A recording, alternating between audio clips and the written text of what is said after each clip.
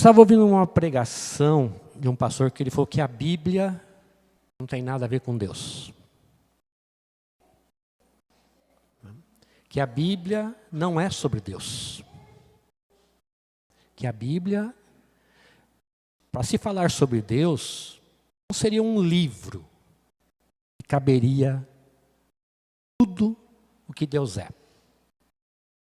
A sua glória, o seu esplendor, a sua misericórdia, o seu amor, a sua majestade. E também não teria um homem capaz de conseguir expressar em palavras toda a glória de Deus. E ele falou que a Bíblia, ela é um livro sobre homens, para homens, sobre homens que tiveram experiências com Deus. Sobre essas experiências, sobre esses momentos, né, que nos trazem uma pequena noção do que Deus é, do poder de Deus e da glória de Deus. Então nós nos baseamos nisso, né, e hoje eu queria falar sobre algumas dessas pessoas, né, que estão aqui, são citadas aqui. Algumas, nem o nome a gente sabe quem é.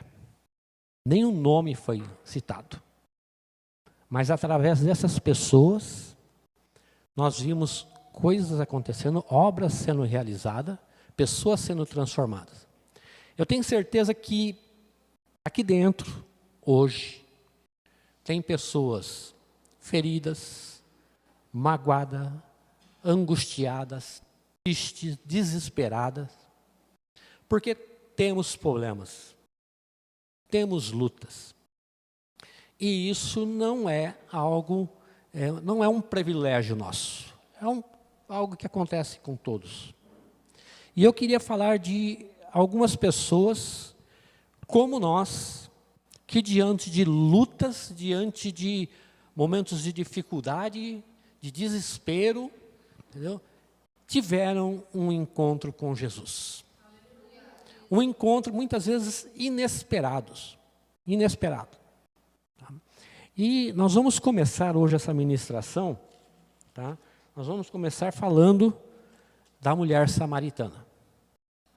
Em João 4.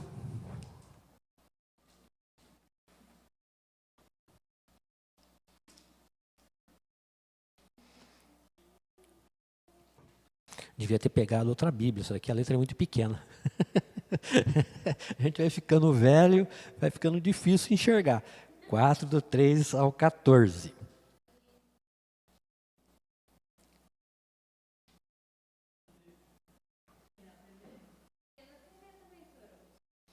Oi? Ah, não, mas vamos ler por aqui, né? Vamos forçar a vista aqui para exercitar, né? Tá? Do 4, do 3 ao 14. E deixou a Judéia. Só. E foi outra vez para a Galiléia. E era-lhe necessário passar por Samaria. Foi, pois, a uma cidade de Samaria chamada Sicar, junto da herdade de Jacó, que Jacó tinha dado ao seu filho José. E estava ali a fonte de Jacó. Jesus, pois, cansado do caminho, assentou-se junto à fonte, da fonte. Era isto quase a hora sexta. Veio uma mulher de Samaria tirar água. Disse-lhe Jesus: dá-me de beber, porque os seus discípulos tinham ido à cidade comprar comida. Disse-lhe, pois, a mulher samaritana: como sendo tu judeu, me pedes de beber a mim, que sou uma mulher samaritana? Porque os judeus não se comunicavam com os samaritanos. Jesus respondeu e disse-lhe: se tu conheceras o dom de Deus, e quem é que te diz, dá-me de beber, tu lhe pedirias, e ele lhe daria água viva. Disse-lhe a mulher: Senhor, tu não tens com que atirar, e o poço é fundo. Onde, pois, tem água viva? És tu maior do que Jacó, o nosso pai, que nos deu o poço, bebendo ele próprio dele e os seus filhos e o seu gado? Jesus respondeu e disse-lhe: qualquer que beber dessa água tornará a ter sede, mas aquele que beber da água que eu lhe der nunca terá sede, porque a água que eu lhe der se fará nele uma fonte de água a jorrar para a vida eterna. Amém?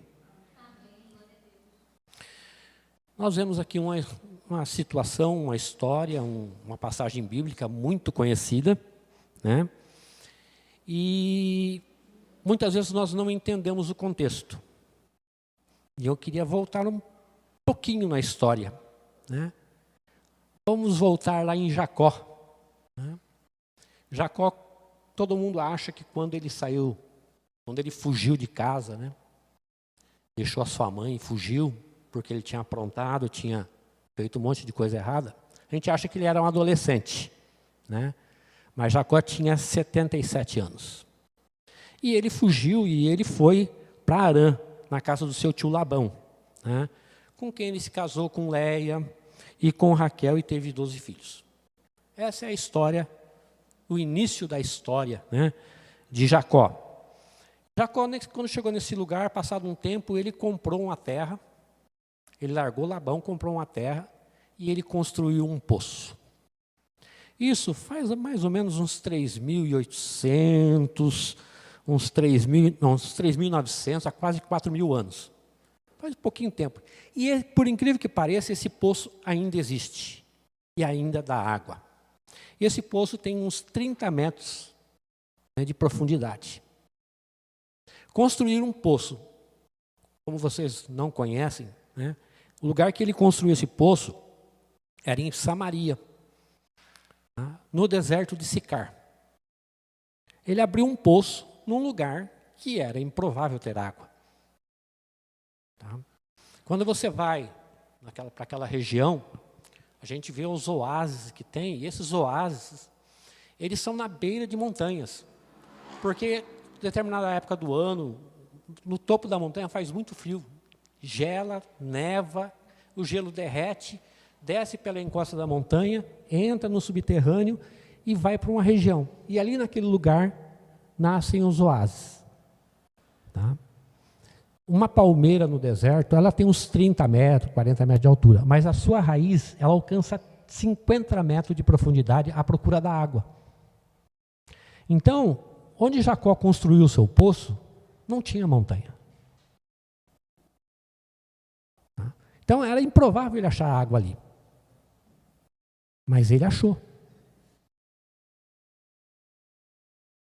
E hoje ainda tem água. Tem o poço lá. Você pode, se você quiser ir para lá e visitar, você vai chegar lá, você vai. E você pode tomar até a água que tem lá. Tá? Então esse poço, tá, ele é conhecido como o Poço de Jacó. Tá? E eu queria que vocês entendessem a importância desse poço. O significado desse poço. Tá? E eu queria que vocês entendessem por que a samaritana não queria conversar com Jesus. Porque ela fala que não podia ter diálogo entre os dois. Até os discípulos de Jesus, eles estranham quando Jesus fala que vai passar por Samaria, eles não querem passar. Porque até as estradas e as pontes tinham sido destruídas para não ter contato entre judeus e os samaritanos. Tá? Judeus e samaritanos é o mesmo povo. A diferença é que, quando Salomão deixou de ser rei, o reino foi dividido em reino do norte e reino do sul. Tá? E os judeus ficaram de um lado, e o outro pessoal ficou do outro, e eles passaram a ser considerados, por diversos motivos políticos e religiosos da época, pelos judeus como impuros, porque eles acabaram se envolvendo com estrangeiros e se misturando, eles acabaram sendo mal vistos pelos judeus. Tá? Ao ponto, né, deles construírem um templo igual o que tinha em Jerusalém, em Samaria. Porque eles queriam adorar a Deus, eles não podiam ir em Jerusalém, porque eles não eram bem-vindos, e eles resolveram construir. Isso piorou mais ainda a situação. Essa situação toda, tá, criou um ódio, que começou em Salomão. De Salomão até Jesus são 960 anos. E aquele ódio ainda existia. Eles não se conversavam. Então, quando Jesus chega ali para conversar com a mulher samaritana, na realidade, ele chega no poço. Tá? E não tem ninguém, porque a hora que ele chega no poço, não vai ninguém no poço. Por ser um deserto, e ali fazer 50 graus, o pessoal vai tirar água às 6 horas da manhã. A água está fresca e o sol, o caminho, tá? Porque ali perto tinha o povoado. Esse chegar ali e pegar a água nessa hora nona, que é meio-dia, não fazia sentido para as pessoas, mas para a samaritana fazia sentido. Ela era uma mulher considerada impura pelos moradores do lugar onde ela morava, pela vida que ela tinha. Ela não era bem vista, ela não era bem-vinda, ela era uma pessoa à margem da sociedade. Como nós vamos ver com os outros encontros que nós temos, o que eu vou citar aqui a respeito de Jesus.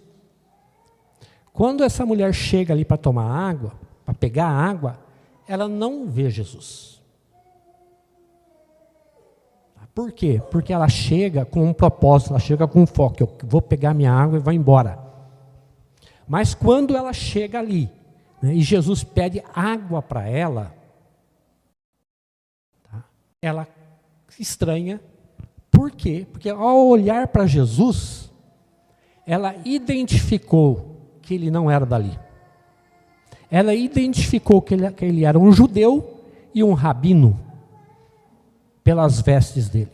Até pela barba de Jesus, dava para saber qual era a origem, né, de ensinamento judaico que ele seguia. Porque eles tinham formas de barbas diferentes.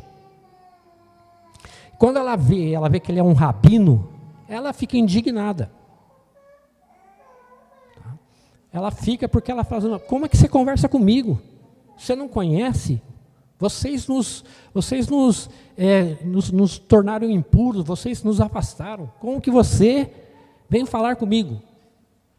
Ela pega e Jesus conversa com ela, ao ponto de falar para ela o que acontecia na vida dela.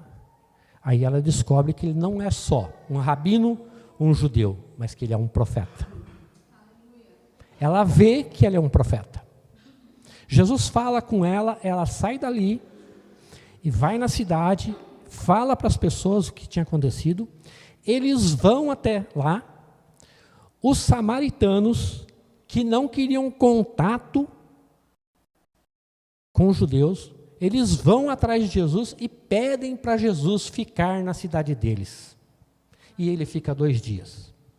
Nesses 2 dias, Jesus ministra na vida deles, Jesus fala com eles, Jesus ensina, e eles falam, agora antes nós ouvimos o que você falou, da sua experiência que você contou, agora nós temos a nossa própria experiência com Jesus.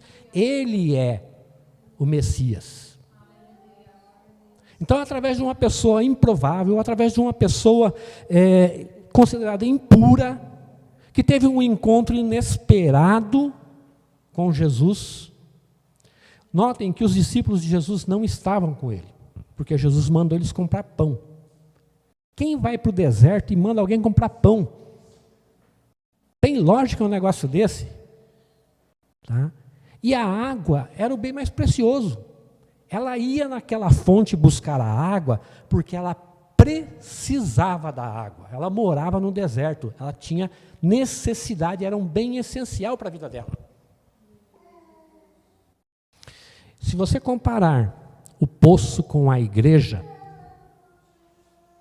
quantas vezes nós saímos de casa e vimos para a igreja buscar água? Nós saímos de casa muitas vezes angustiado com os nossos problemas, muitas vezes sendo discriminados, muitas vezes sendo perseguidos, muitas vezes sofrendo. Atravessamos, andamos no deserto, atravessamos, vamos para a igreja, nos deparamos com um poço cheio de água e não vemos que Jesus está na beirada do poço. Nós entramos ali, nós viemos aqui, nós estamos aqui, sedentos, precisando da água, que é algo essencial para a nossa vida. Entendeu? Mas nós não vemos Jesus. E nós saímos com um pouquinho de água, um balde de água, que dá para mais uns dias. E, no entanto, Jesus tem uma água que pode mudar a nossa vida. Jesus tem uma água que pode transformar a nossa vida. Tá? Então, essa mulher, que ela viu Jesus, ela teve um encontro e teve uma vida transformada.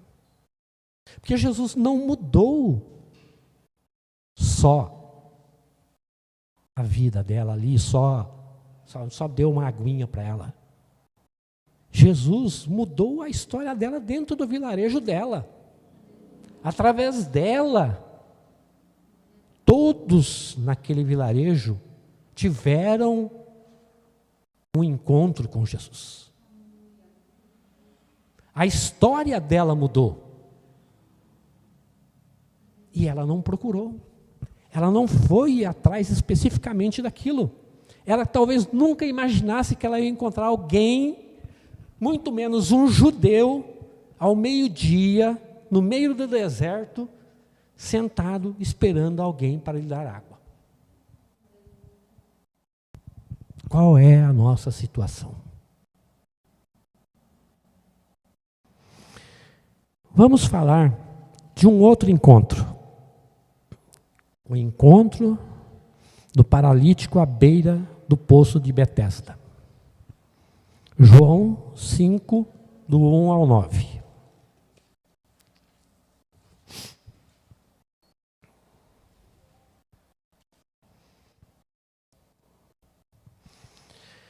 Depois disso, havia uma festa entre os judeus, e Jesus subiu a Jerusalém. Ora, em Jerusalém há, próximo à porta das ovelhas, um tanque, chamado em hebreu Betesda, o qual tem 5 alpendres. Nestes jazia grande multidão de enfermos, cegos, coxos e paralíticos, esperando o movimento das águas. Porquanto um anjo descia em certo tempo ao tanque e agitava a água. E ao primeiro que ali descia, depois do movimento da água, sarava de qualquer enfermidade que tivesse.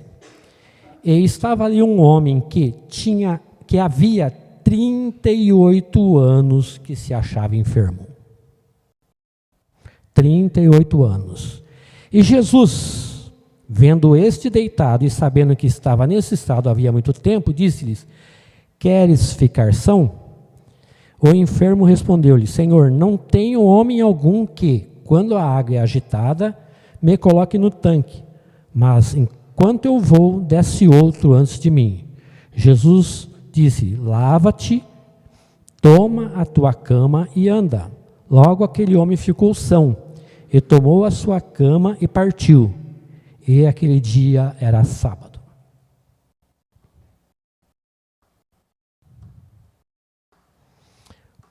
Poço de Betesda. Porta das ovelhas. Jerusalém tem 12 portas. A principal, naquela época, era a Porta Dourada.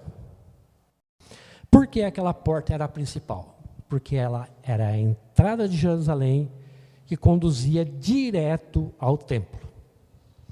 Toda festa judaica, tá, festa religiosa que eles iam, o povo, subia para Jerusalém para entrar e oferecer sacrifícios ao Senhor. A porta de Betesda, a porta das ovelhas, onde tem o poço de Betesda, é atrás da porta, atrás do templo, é exatamente o oposto. Tá? Era onde entravam as ovelhas para o sacrifício. E ali tinha poços, tá? Com uma função.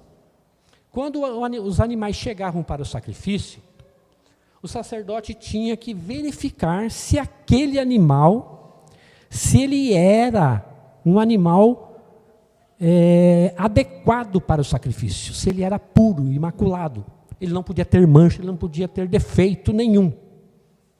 Certo? Então chegava cabras, chegava ovelhas, e eles mergulhavam esses animais na água para que eles ficassem molhados, para que eles pudessem examinar com mais facilidade. Essa era a porta das ovelhas, era atrás do templo. Por que que Jesus, sendo um rabino, por que que ele entrou em Jerusalém pela porta das ovelhas, ao invés de entrar pela porta dourada, era onde todo mundo queria entrar? Porque tinha-se um ritual para entrar lá. A pessoa tinha que entrar e tocar a mão no umbral da porta. E ele tinha que estar com uma veste de linho branco, limpa, porque ele ia para o templo ver o sacrifício. E Jesus entra por trás, talvez fugindo da multidão, talvez querendo um pouco de sossego, ele entra por trás.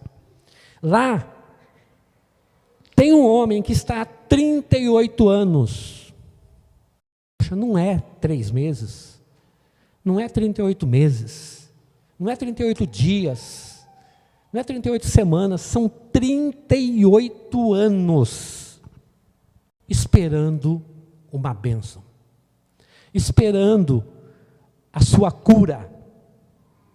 Sabe qual era a possibilidade desse homem ser curado? Quase, praticamente que nenhuma, era ínfima. A possibilidade dele entrar naquela água antes de alguém, porque ele era aleijado, era ínfima. Toda vez que ele pensava em entrar, o outro já estava mergulhando no poço, quando o anjo mexia a água. A bênção estava ali, a poucos centímetros, a poucos metros dele, e ele não conseguia chegar lá. E mais uma vez, nós vemos o poço como uma igreja. Muitas pessoas estão há 38 anos dentro da igreja e não conseguem alcançar a sua bênção, porque ele está ali, sabe, ele não consegue chegar, ele não consegue entrar, ele não consegue tomar posse daquilo que Deus tem para a vida dele. A bênção está ali, mas ele não consegue. Veja que ele reclama porque ele espera que alguém o ajude. Poxa, se tem um monte de gente ali, uma multidão querendo ser curada, sai da frente que agora é minha vez. Agora é minha vez. Por que eu vou parar para ajudar outro? Se eu estou ali também na fila de espera, esperando a minha bênção, e é só um que vai receber. Só um. Pode ser que até acontecesse de cair 2 ao mesmo tempo, e o anjo fala, dessa vez passa 2. Né? Mas vai saber. Tá? Ele não via. Agora, vamos analisar o psicológico desse homem. Sabendo que ele estava ali há 38 anos. Grande parte da sua vida. E que ele provavelmente ia continuar ali o resto da sua vida e não ia conseguir receber a sua bênção. Ele não reclamou, ele não xingou, pelo menos a Bíblia não cita nada disso. Jesus entra, ele nem sabe quem é Jesus, ele nem vê quem é Jesus. Em outros exemplos que eu vou citar aqui, a pessoa ouviu falar de Jesus. Mas esse homem, Jesus para, porque vê a condição dele. E reconhece e sabe quanto tempo ele está ali. Jesus pensou assim, se eu não ajudar esse, esse coitado nunca vai sair daqui. Então, às vezes você está com o seu problema e você não vê mais esperança, você não vê mais condição, você não vê mais... você acredita que você está ali só por proforme, só porque você está na igreja ali, mas você fala, Deus nunca vai lembrar de mim, eu nunca vou conseguir essa bênção, eu nunca vou conseguir entrar nesse poço, eu nunca vou conseguir me lavar nessa água.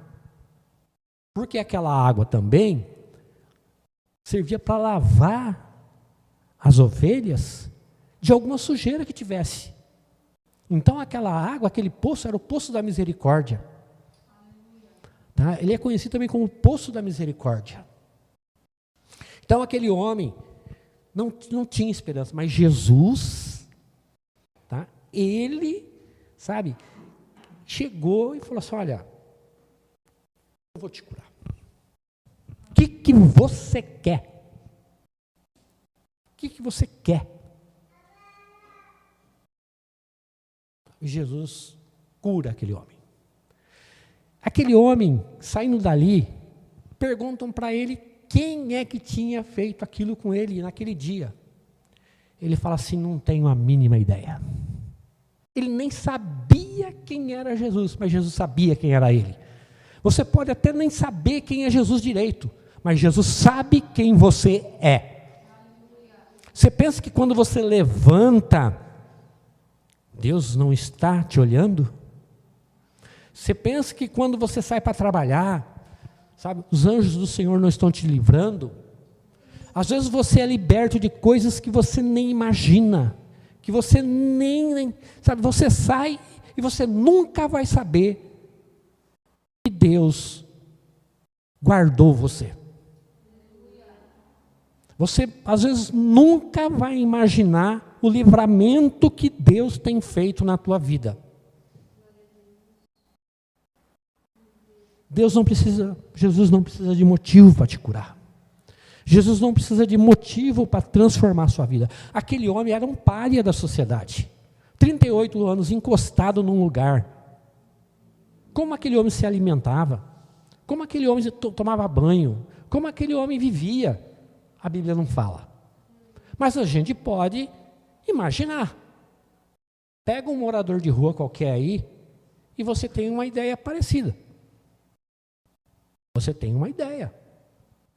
Aquele homem, para o povo judeu, todo coxo, aleijado, todo impuro, todas essas pessoas que tinham problemas físicos e doenças, eles eram considerados pessoas impuras, pessoas amaldiçoadas, e eles eram afastados da sociedade. Eles eram ignorados. Basta ver os leprosos como eram tratados. Eles nem ficavam na cidade. Eles eram expulsos do convívio da sociedade. Então, quando Jesus cura esse homem, ele não simplesmente cura, sabe, as suas pernas e ele volta a andar. Jesus muda a vida dele. Aquilo transformou aquele homem. Sabe onde aquele homem foi depois? Foi para o templo. Ele se encontra com Jesus no templo. Aí ele descobre quem era Jesus. Ele se encontra com Jesus no templo. Tá? Então, ele não saiu dali, sabe, e foi para o barzinho tomar uma cerveja, ou ele foi, sabe, para algum outro lugar, festejar, comemorar, pular. Ele foi para o templo. Porque ele sabia que ele não tinha esperança de vida. Porque aquilo não era vida. A vida que ele vivia não era vida. E muitas vezes nós achamos que nós temos uma vida e nós não temos uma vida. Nós vegetamos espiritualmente. Nós precisamos acordar. Perceber quando Jesus está passando. Sabe, quando Jesus vier falar com você, o que você quer que eu te faça? Não perde a oportunidade. Porque não tem nenhum caso na Bíblia que teve alguém que teve uma segunda chance com Jesus, que Jesus voltou, encontrou ele lá no mesmo estado. Ô meu, você já mudou de ideia? Você quer agora? O que você quer agora? Você mudou de ideia? Ah, eu quero um carro agora. Não tem. Jesus não passou 2 vezes e deu uma mesma oportunidade. Quem pegou, pegou. E boa. Tá? O terceiro caso, tá, é o encontro do cego de Jericó na beira do caminho.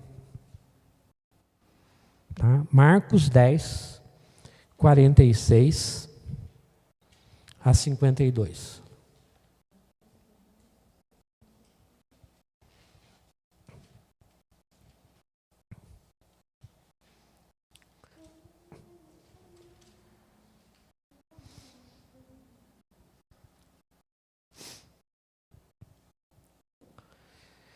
Jesus cura um mendigo cego.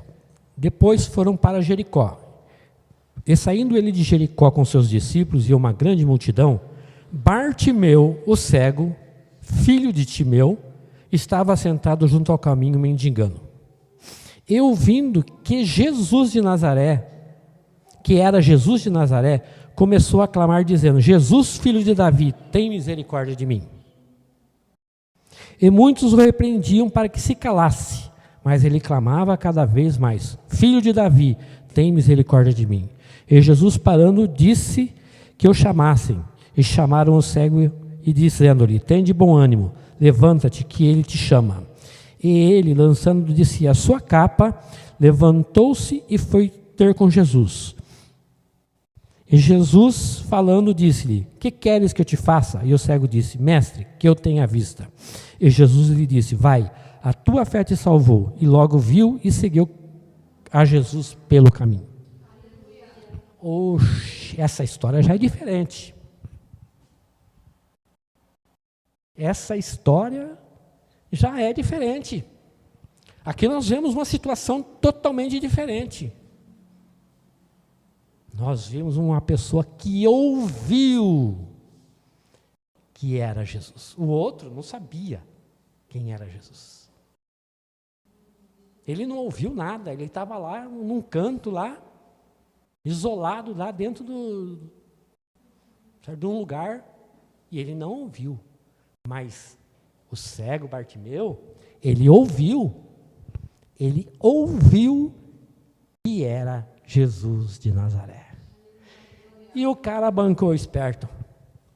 Se eu não berrar, eu não vou receber a minha bênção. Ele não perdeu tempo. O que ele fez? Ganhou a bênção no grito.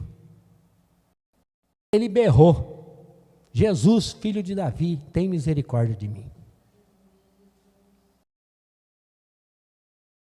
Muitas vezes nós temos que berrar e gritar pela nossa bênção. Tá? Muitas vezes. A fé enxergando o que os olhos não veem. Ele ficou sabendo de Jesus, ele falou: poxa, eu tenho uma possibilidade, é agora ou nunca, vai ou racha. Eu vou fazer o que for preciso. Fica quieta aí, para de gritar, você está incomodando. Não quero nem saber que eu estou te incomodando, eu quero a minha bênção. Eu vou gritar, eu vou buscar, eu vou pedir, eu vou implorar, eu vou estar, até Jesus me ouvir.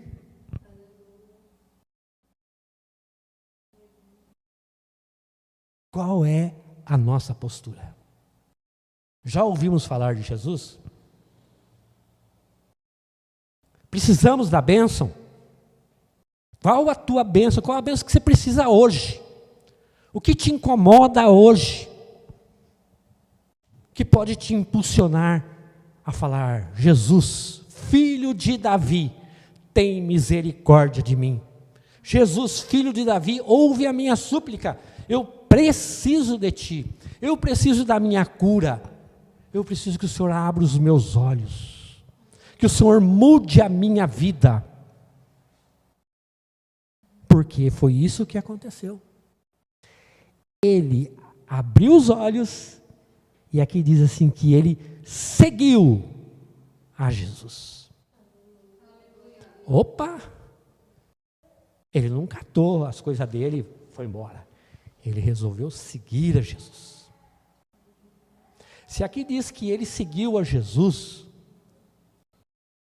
tá? Se Marcos deixa bem claro que ele seguiu a Jesus, é porque Marcos estava junto e Marcos viu que ele teve uma vida depois daquilo, caminhando com Jesus. Senão Marcos não ia falar que ele seguiu Jesus 100 metros e depois desistiu. Seguiu 50 metros, seguiu um quilômetro e depois, não dá, vou tocar minha vida. Aqui não fala nada disso, aqui fala que ele seguiu a Jesus. Significa que ele teve uma mudança de vida, que ele teve uma postura diferente. Nós precisamos avaliar a nossa situação, avaliar as oportunidades que nós temos, avaliar, entendeu, o que está acontecendo ao nosso derredor. Precisamos parar e avaliar, e analisar, e verificar o que está acontecendo ao nosso redor. É hora de gritar? É hora de implorar, é hora de chamar Jesus, filho de Davi. Note que ele chama Jesus filho de Davi, tá? É um título messiânico. Jesus, o cego, reconheceu Jesus, a autoridade de Jesus. Ele reconheceu a origem de Jesus. Ele não foi nenhum Zé Mané, nenhum tontão. Ele falou, eu quero a minha bênção. E eu vou ter a minha bênção. Nem que eu tenha que gritar aqui o dia inteiro. Eu vou gritar. Eu vou buscar. Aqui não tinha poço. Ele não estava na igreja. Ele estava no caminho, ele estava mendigando. Mais um pária da sociedade, mais alguém isolado do convívio social. Tá? Então nós podemos ver, né, nesse homem, tá, algo que muitas vezes nós precisamos aprender. Nós precisamos de um pouquinho mais de fé, um pouquinho mais de ousadia. E agora nós vamos ver um outro caso, que a ousadia é maior ainda. A ousadia é maior ainda. É o encontro com a mulher do fluxo de sangue. Ela era uma mulher invisível para a sociedade. A mesma condição dos outros. Tá?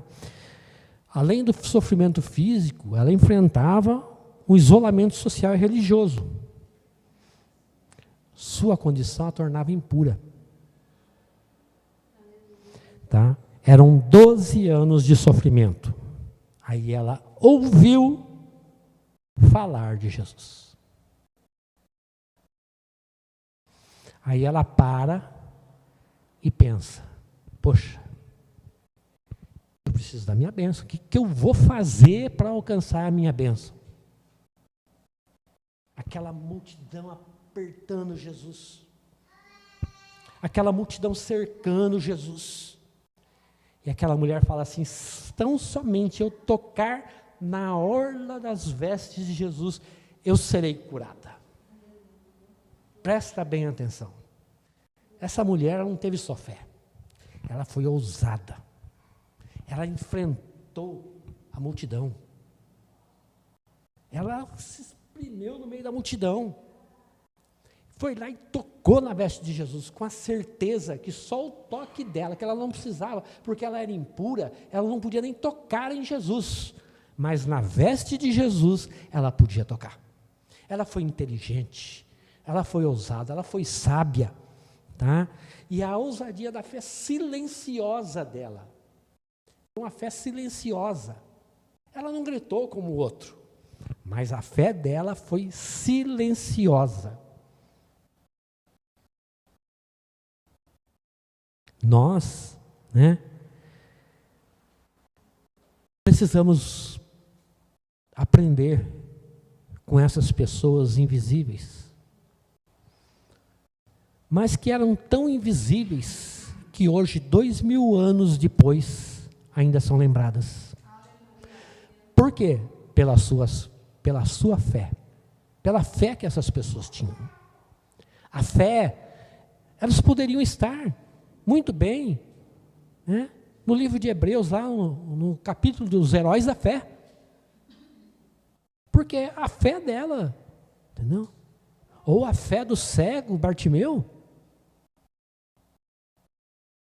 foram diferentes, expressada diferente, de forma diferente. Mas o objetivo era o mesmo.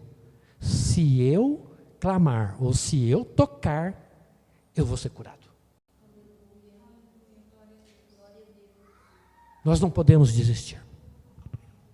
Às vezes basta você tocar em Jesus. Às vezes basta você clamar. Às vezes basta você ver Jesus, como a samaritana. E você pode ser curado, você pode ser transformado e ser modificado. E para terminar, eu vou falar sobre o encontro de Jesus com Simão de Cirene. Alguém já ouviu falar de Simão de Cirene?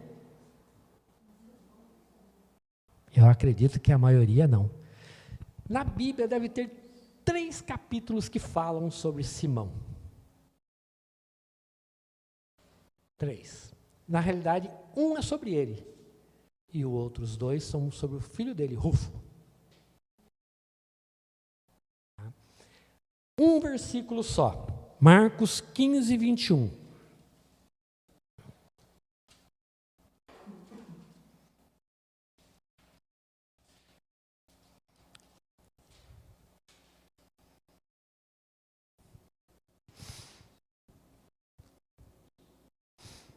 É um texto que fala de Jesus sendo levado para ser crucificado. E constrangeram um certo Simão Cirineu, pai de Alexandre e de Rufo, que por ali passava, vindo do campo a que levasse a cruz. Vamos conhecer Simão, o Cirineu, ou Simão de Cirene? Vamos conhecer um pouco da vida dele. Cirene é uma cidade na África, onde na região de a Líbia hoje. Que um homem africano estaria fazendo em Jerusalém na festa da Páscoa, a 1.800 quilômetros de distância, na época, considerando as formas de viagem que tinham na época. E que ele estaria fazendo ali na festa da Páscoa? Quem era esse homem? Cirene era uma cidade que tinha uma comunidade judaica muito forte, grande e fiel. Apesar de viver em outro país, com outros costumes, eles eram fiéis às leis de Moisés. E Simão tinha ido para Jerusalém para participar da festa da Páscoa. Vocês lembram que eu falei da porta dourada? Que eu falei da porta das ovelhas? Então, Simão estava entrando em Jerusalém para ir ao templo. Ele viajou quase 2 meses para chegar naquele lugar e participar do sacrifício do cordeiro. Como que era feito o sacrifício? O sacerdote pegava um cordeiro, sem defeitos, sem manchas, sacrificava, tirava, levantava ele, deixava escorrer o sangue numa vasilha, depois ele pegava, ele não podia tocar no sangue, porque se ele tocasse no sangue, o sangue se tornaria impuro. Aí ele pegava um negócio de couro, chamava, eu esqueci o nome agora, ele embebia no sangue e aspergia no meio do povo. Aqueles homens que estavam ali, todos de túnicas de linho, de seda, branco. Tá? Quando uma gotinha caía na veste dele, ele entendia que o pecado dele tinha sido perdoado. E ele voltava para sua casa, para sua terra, porque judeus do mundo inteiro iam para lá nessa época. Então era aquela multidão que entrava pela porta dourada para ir lá. E Simão era um que tinha viajado todo esse tempo para participar do sacrifício. Só que no meio do caminho, Deus tinha outra proposta, outros planos para a vida de Simão. Provavelmente Simão estava com a sua túnica branca, caminhando pelas ruas de Jerusalém, entrando pela porta dourada, quando ele dá de cara com Jesus, com os romanos e a multidão, gritando, crucifica-o, crucifica-o, mata ele, não sei o quê, blá. Ele fica lá esperando, porque o objetivo dele, ele tinha que passar por ali para chegar no templo. Ele tinha que passar por ali.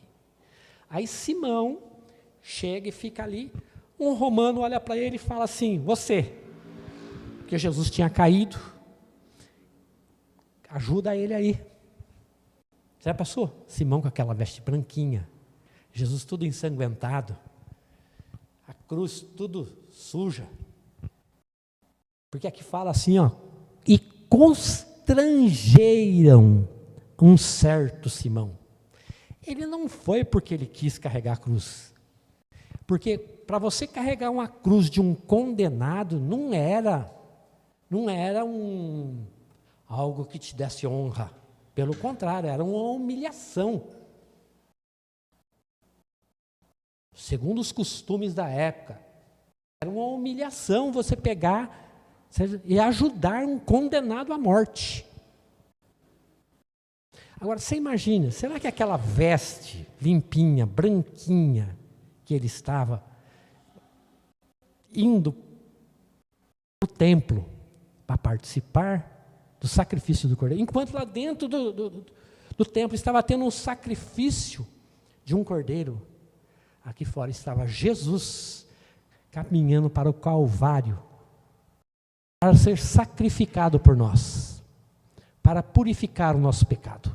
Enquanto lá dentro as pessoas dependiam de uma gotinha de sangue de um animal para ser perdoados os pecados, Jesus estava dando o seu sangue. Imagina Jesus todo ensanguentado e Simão carregando e ajudando Jesus. Aqui não fala mais nada da vida de Simão. Se ele foi para o templo, provavelmente não, tá? Porque eles não deixavam ninguém entrar no templo com a veste suja, manchada, imaculada. Quando Simão ia imaginar que aquilo ia acontecer com ele? Diz, né, eu pesquisei, diz que ele não carregou com Jesus até o Calvário. Ele foi só até na próxima parada lá da Via Dolorosa, lá tinha um trecho só. Né? E quem era esse cara? Por que ele foi escolhido? Pasmem, os outros 2 versículos que tem na Bíblia sobre... Tá? Romanos 16:13. Paulo disse assim, saudai a Rufo, eleito do Senhor, e a sua mãe Eminha. Rufo era filho de Simão.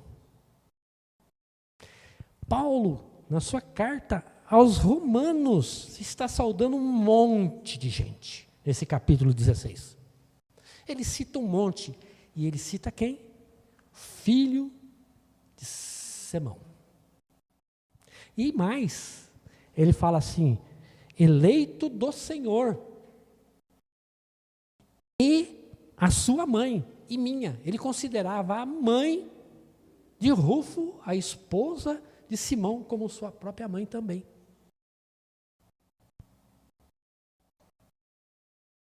E depois em Atos 2:10, Se você ler Atos 2:10, você vai ver. Que os judeus de Cirene estavam presentes no dia de Pentecostes. Olha bem, a semente que foi lançada na vida de Simão. Provavelmente ele voltou para a casa dele, com aquela veste toda ensanguentada, com o sangue do Cordeiro de Deus. E eu pesquisei. Diz que a maior citação da comunidade judaica de Cirene era exatamente Simão ter carregado a cruz de Jesus. O que parecia desonra, humilhação, ao mesmo tempo se transformou, certo? Que aquele homem que voltou para Cirene com uma experiência diferenciada, com um encontro diferenciado. Veja que Jesus é caprichoso. Os encontros com Jesus, eles podem trazer cura, trazer libertação, mas ele pode mudar também o destino da sua família. Ele pode mudar o destino dos teus filhos, das suas gerações. O sangue de Jesus, ele pode transformar não só a sua vida, mas a sua descendência. Aqui, pelo que nós vemos, a descendência de Simão estava presente quando o Espírito Santo desceu. Não é qualquer coisa. Aquele homem que foi pego na marra para carregar a cruz de Jesus, que não tinha nada a ver com Jesus, entendeu? Que provavelmente não queria estar ali. Só o desejo dele era entrar no templo. Meu objetivo é entrar no templo, eu vou entrar no templo. Mas Deus tinha outros planos para ele. E Jesus, ele caminhou com Jesus. Carregou a cruz. E a Bíblia diz para nós carregarmos, né? Negarmos a nós mesmos e carregarmos a nossa cruz. Eu não sei, sinceramente, eu não conheço a sua vida. Eu não sei detalhes da sua vida. Mas eu tenho certeza que você deve ter lutas, situações difíceis, que você tem chorado. Muitas vezes você tem clamado pelo Senhor por misericórdia. Senhor, muda a minha vida. Eu quero uma família. Eu preciso de uma companheira, eu preciso de um companheiro, eu preciso que a minha esposa esteja ao meu lado sempre, eu preciso que os meus filhos cresçam na fé, que os meus filhos cheguem lá na frente, sabe, servindo ao Senhor. Eu preciso da cura. Eu preciso da cura. Eu preciso mudar minha vida. Eu preciso de transformação. Nós vemos aqui por esses exemplos que Deus pode mudar a tua vida. Pode mudar a tua realidade, pode transformar coisas que você já desistiu, que às vezes nós desistimos. Às vezes nós simplesmente, entendeu? Cansamos de esperar, achando que Deus não ouve a sua oração, achando que Deus, sabe, que Deus esqueceu de você. Achando que Deus está muito ocupado. Quantas vezes você tem falado para Deus, eu não aguento mais? É muita luta, é muita dificuldade, parece que nada muda, parece que nada melhora, parece que não vai ter fim a minha tribulação, parece que não vai ter fim as minhas dificuldades. Meu irmão, dá seus berros aí. Enfrenta a multidão. Entra no poço lá, chega no poço e olha para Jesus. Olha para Jesus. E fala, Jesus, filho de Davi, tem misericórdia de mim. Eu não aguento mais. Eu preciso de uma mudança de vida. Eu preciso dos teus olhos sobre mim. Nem que eu tenha que carregar a tua cruz. que eu tenha que carregar a tua cruz, desde que eu esteja perto de ti. Como Simão. Meu, imagina o privilégio daquele homem, naquele momento crucial, naquele momento que Jesus estava ali, que nem os discípulos de Jesus estavam do lado dele, esse homem estava lá. Meu, que momento difícil, você ser chamado para ajudar um condenado, todo ensanguentado, que você sabe que vai morrer. Você sabe que você está ali vendo os últimos momentos daquela pessoa. Você não quer estar ali, mas você precisa estar ali. Somente aos pés da cruz, ao lado de Jesus, a tua vida tem sentido. Somente você caminhando com Jesus, não importa se está caindo sangue, não importa se você está, se está difícil, se a cruz é pesada. Se você está com Jesus, do lado de Jesus, sabe, meu, você está num lugar privilegiado. Quantos homens, nenhum dos discípulos de Jesus estava ali para ajudar Jesus a carregar a cruz. Andaram 3 anos com ele e não estavam ali. E um homem que não queria estar ali foi chamado. Você acha que foi o dedo do soldado que escolheu? Ou você acha que foi o dedo de Deus, que sabia que ele era um judeu, que sabia que ele era um homem de fé, temente a Deus, que cumpria os mandamentos de Deus? Ele não foi escolhido por um dedo humano. Ele foi escolhido pelo dedo de Deus. Deus tinha um propósito na vida dele e na geração dos filhos dele. E o sacrifício dele ali, que não se comparava ao sacrifício de Jesus, longe disso, entendeu? Resultou numa recompensa na vida dos filhos dele, recebendo o Espírito Santo de Deus. O seu sacrifício pode ser difícil, mas não se compara com o sacrifício de Cristo. A sua luta pode ser difícil, mas não se compara nem um pouco com o que Jesus fez por você. A sua vida, a sua luta pode ser desesperadora aos teus olhos, não aos olhos de Deus. A sua luta não é nada para Deus. Será que Ele simplesmente não está provando a nossa fé? Provavelmente, com certeza, não é nem provavelmente, é com certeza. Deus quer que nós alcancemos um novo patamar. Deus quer que a gente cresça. E no comodismo, na vida boa, né, na vida sossegada, não falta dinheiro, não tem doença, chega em casa, senta na frente da televisão, liga o Netflix, assiste uma série, entendeu? Está tudo tranquilo, vai lá, come, faz uma picanhazinha, come uma carninha, come oxe, aquela saladinha gostosa, certo? Enfim, está tudo tranquilo, tudo em paz. Meu, se está assim, cara, meu, põe a barba de molho, porque tem coisa errada. Se a sua vida está boa demais com Deus, é porque você não está incomodando o diabo. A tua vida não dá trabalho nenhum para o inimigo, ao ponto dele nem se preocupar em te incomodar.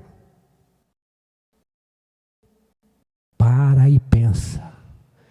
É melhor carregar a cruz ao lado de Jesus do que entrar no templo e esperar que uma gotinha caia nas suas vestes. Uma gota que te dá a sensação, fui perdoado. Caminhar com Jesus exige sacrifício. Abrir mão de muitas coisas. Caminhar com Jesus exige dedicação. Caminhar com Jesus exige mudança de vida. Exige abrir mão de muitas coisas que achamos essencial. E não é. Não é essencial. Você nasceu, não trouxe nada. Você morreu, você não vai levar nada. Tudo que você construir, tudo que você arrumar, tudo que você fizer vai ficar aqui. Nada vale o preço da tua salvação. Nada vale o preço de andar só ou andar com Jesus.